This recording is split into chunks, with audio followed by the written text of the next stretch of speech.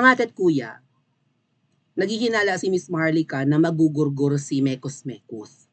Kasi uso ang gurguran ngayon eh. Sabi ko nga, hindi lang itong mga kritiko ang nagugurgur, pwedeng magurgur din yung mga loose ends, ano pa tawag sa kanila, yung mga weakest link, yung mga pwedeng kumanta, di ba? Yung hindi solid ang suporta, yung pwedeng bumaliktad, talagang delikadong magurgur. Ano? So, itong post ni Miss Maharlika kahapon, baka ipagurgur na rin si Kumar ng bangag admin.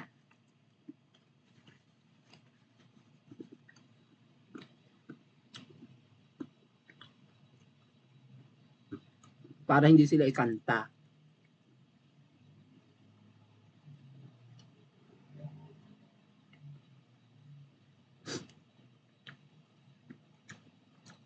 Bakit ang Kumar na ito? Bakit itong mekos-mekos na ito? Grabe ang kapit sa Philippine politics. Kung sino-sino may picture ito, di ba? May picture ng mga senador na nasa hearing ni Senator Bato, nandun.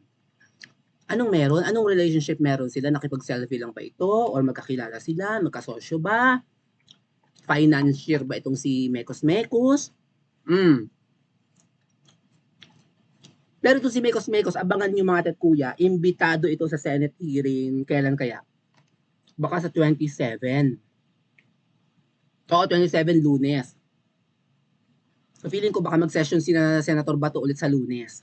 Hindi ko alam yung pagpapalit ng liderato kung ipatigil na ito ni Quezon dahil si Quezon na ngayon ang Senate President, di ba?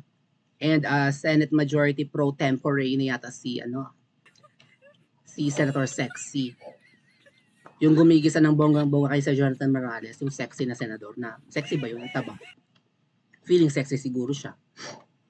So yun na yung Senate, Senate Pro Tempore kuning-kuning. Parang siya yung acting baga. Siya yung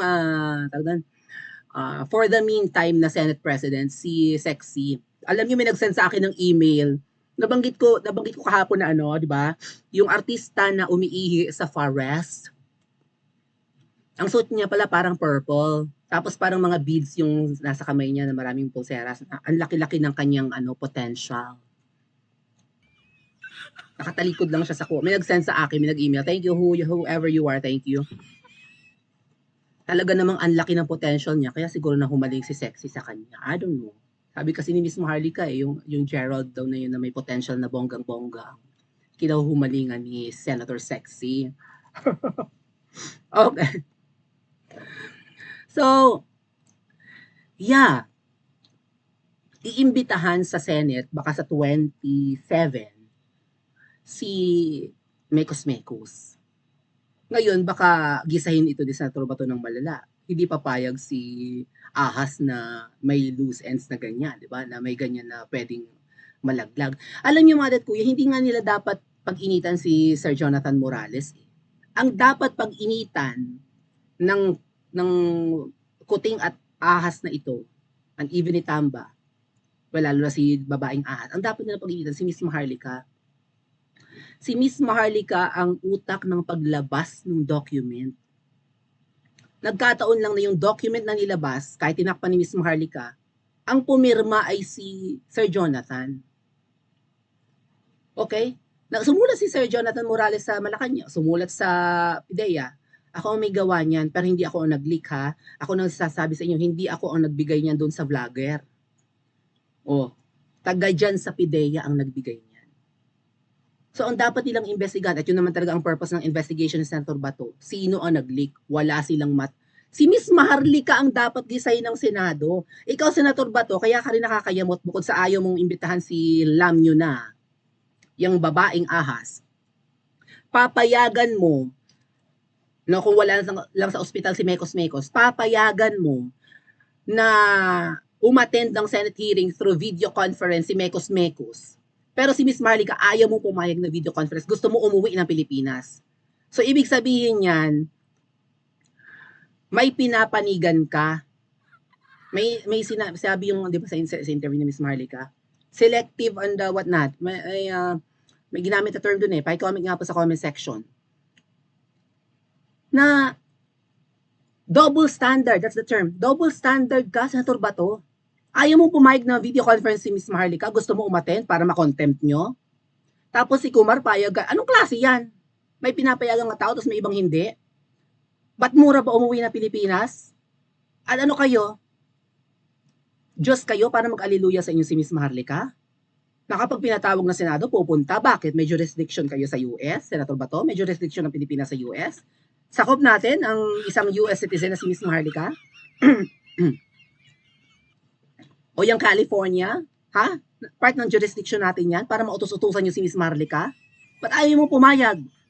Senator Bato, pumayag ka. Kung papayag ka kay Kumar, pumayag ka na umatay na Senate hearings Miss Maharlika through video conference.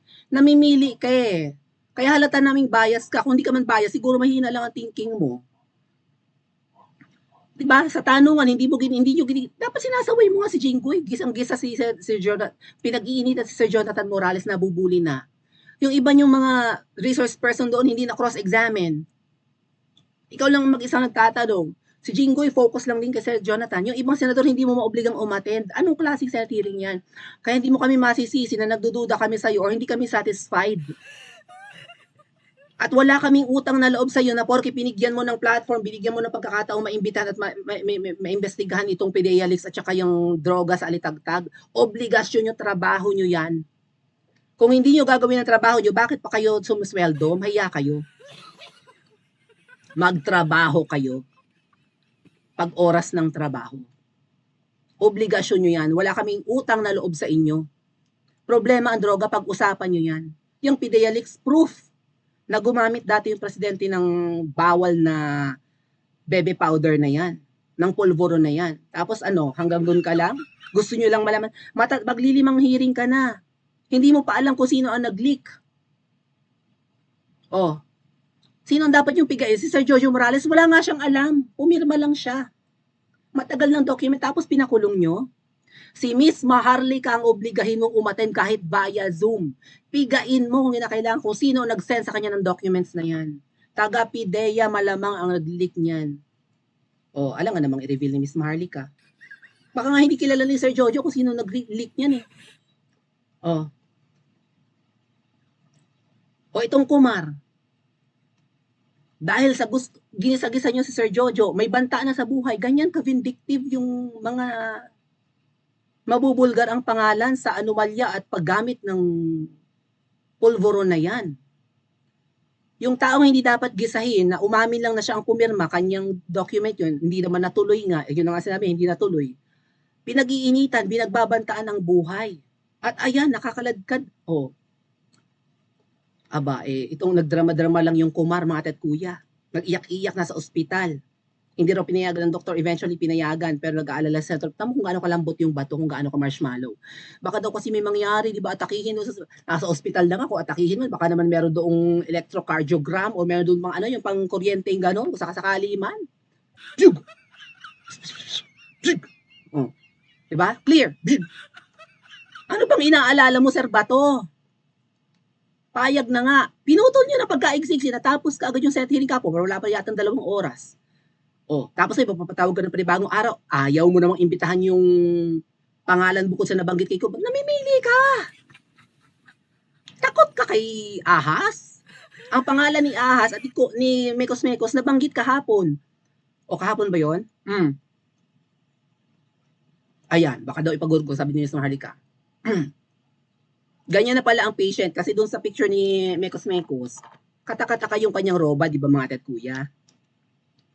Yung roba niya hindi parang ospital kasi parang embossed na, parang waffle baga. May emboss yung kanyang yung kanyang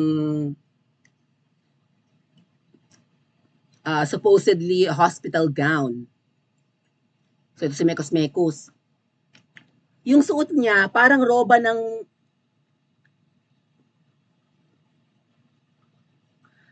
suot niya parang robe ng hotel. Right? Yung may emboss or may ganon, whatever that is. Na parang waffle, lubog-lubog, no? Design yun ng mga, kung anumang fabric yan, maybe cotton. Sabi nga ni Miss Sass, ganyan na pala ang patient gown sa Makati Med. Actually, hindi sa Makati Med, Asian Hospital daw eh. Kasi ang alam ko sa patient gown or hospital gown, sa likod ang closure, yung tinatalian, di ba? Dito, parang ganito yun eh. Close step dito yan, di ba? Baka nag-iba na at sa harap na ang closure ng patient daw sa Makati, especially for stroke patient. Na-stroke nga daw si Kumar. Bakit nakakapagsalita pa't nagkanda iyak pa kung na-stroke? Bakit wala namang tumabingi sa mukha niya? Ang dami nagdududa sa mekos-mekos na to. Nakalkal ni SAS. Sa Asian Hospital raw. Mali pala ang commercial ng Asian Hospital na ganito ang kanilang hospital gown and robe. Iba pa rin, mga ate at kuya. Sa Asian Hospital daw kasi na ito vlogger itong model nila, nag-i-English ito. Sa Asian Hospital, so sa Alabang pala si Mekos Mekos.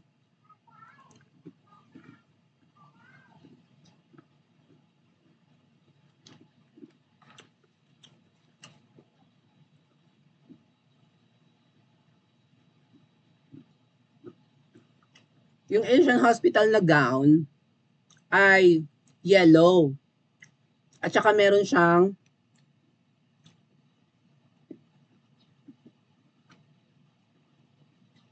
logo na green and yellow din na parang sun na logo ng Asian Hospital dyan sa Alabang. Bakit yung kay Kumar wala? Ang dami nagtataka. So ano to, nagdrama lang? Parang hospital gown di ba? Ibang-iba. Hospital robe nga daw ay di ba, ang likod, ang closure nasa likod. Yung hotel robe na parang waffle, may texture na parang waffle, ay hotel robe yun. Ang suot ni Kumar or ni Mekos Mekos ng araw na yun na nag-iyak-iyak sa Senado ay parang hotel robe.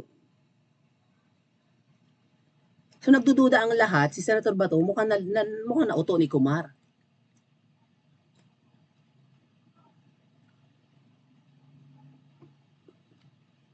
Basta yung hospital, 'di ba yung karaniwan na pinasusuot sa pasyente, lalo kung ooperahan, kailangan talaga nasa likod yung tali.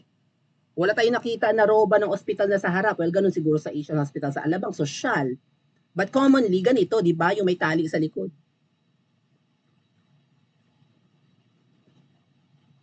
Yung kay Kumar, iba, parang, may texture Parang waffle yung texture nga. So, naghihina lang iba, nadramahan yata si Senator Bato, tsaka chooks ko man Senator Bato. Nagka-COVID yung isa, hindi umatin. Yung isa nagka-stroke. Palpak ang costume designer sa pelikulang Kulam. Ano kaya ibig sabihin ng Kulam? Ito ba ay Kumar at saka Lam? Kasi doon sa CCTV footage, pangalan ni Bekos Mekos na Ku at saka pangalan na Lam ang nabanggit.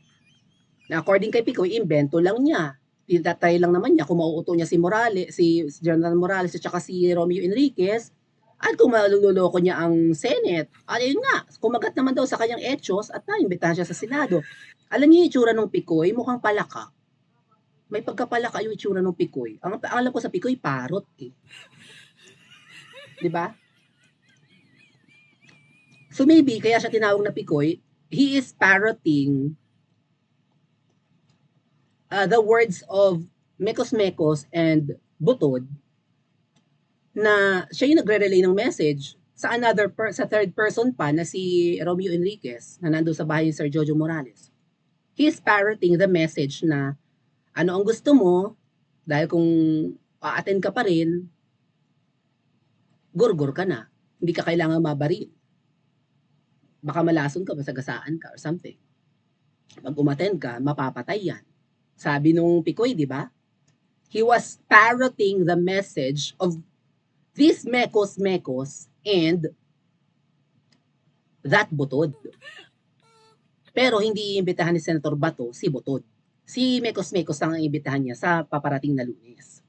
Ngayon, loose end nga ba? Pwede kayang magurgur din si Kumar? Si Mekos ayun na, nasa ospital na Delikado ka, Mekos umalis ka na dyan. Kung totoo, nasa ospital ka. Sana nasa hotel ka lang, base sa ropa mo. Kung nasa ospital ka, alam mo naman ang galamay ni Butod, baka maging vegetable steak ka dyan. Baka makomatose ka na lang dyan. Baka diretso morgue ka, mag-ingat ka, Mekos. Hindi, pero napakinabangan yata ni na Ahas si Mekos kasi nakalkal ni SAS yung contribution ni Mekos Mekos sa kampanyahan ni Kuting. So ano kaya? Dahil sa milyones ni Mekos Mekos, hindi na siya magugurgor. Ano sa tingin niyo mga kuya? Ito oh. Buong buo ang pangalan dito, hindi ko na lang banggitin ha.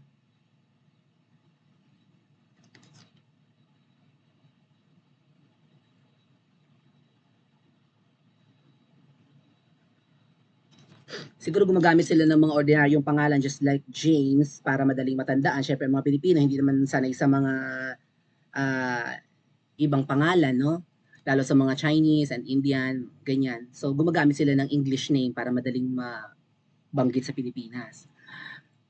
Senator Bato de la Rosa, sabi ni Sas, tama yang tinigilan mo na si Mekos Mekos dahil campaign donor yan ng Kuting. Respeto lang. Igalang mo talaga, Senator Bato, si Mekos Mekos kasi campaign donor yan. Nakalkal ni Sas. Oo, siguro sa ano to, no? Sa ano ba yan? Sa yung expenses ng mga dineclare ni Kuting. Candidate Kuting, position, president, date received, nakatanggap kay Mekos Mekos noong February 16 with the receipt number 25. Ang pangalan ng contributor 1 at contributor 2 ay pangalan ni Mekos Mekos pareho. Okay, redacted yung address. Cash naman yung kinontribute. So maybe this is in millions, mga ate at kuya.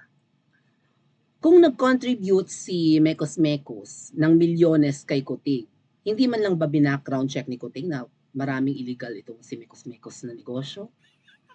Allegedly, may ginahasa itong Pinay. At baka minor de edad pa nga. Allegedly. And ang negosyo nito yung parang ano daw yung mga pamba-blackmail. Like mamimigay ng babaeng minor de edad sa mga politiko or kung sino mang mayayaman, and then huhulihin or maybe pipicturan, tapos iba-blackmail. Pag hindi ka nagbigay ng pera, ilalabas namin ang picture mo. Some kind of a blackmail, di umano. Ha? Mga illegal ang tapos may picture pa to na may baril, si Mekos Mekos. Oh. So mapanganib na tao, pero contributor di Kuting, ay lahat naman siguro ng campaign donations nung tatanggapin nila, dead man na sa background check. That's why ngayon, puro dilaw ang namamayagpag. Mga dilaw rin yata. Ano sa tingin niyo mga tatkuya? Kapag pinatawag si Mekos Mekos sa Senado, baka marami siyang ikanta. Baka makalkal yung citizenship niya, baka ma-deport ito. Ikanta kaya niya si Ahas? Or hindi? Magmamatigas siya. Maduduwag kaya siya? Magugurgur kaya siya? Masa-cite in contempt din kaya siya? Na, Mekos Mekos, mag-ingat ka. Baka ma-cite in contempt ka. Tapos maisip ni, alam niyo, tamang hinala si Ahas, di ba? Baka, naku, pag yan na nakulong at, baka kumanta yan at ma-pressure, di ba? Mag-iyak-iyak pa naman. Ay, kailangan na yung magurgur. What do you think about it, kuya? Comment po sa comment section at mag-like and subscribe din po kayo.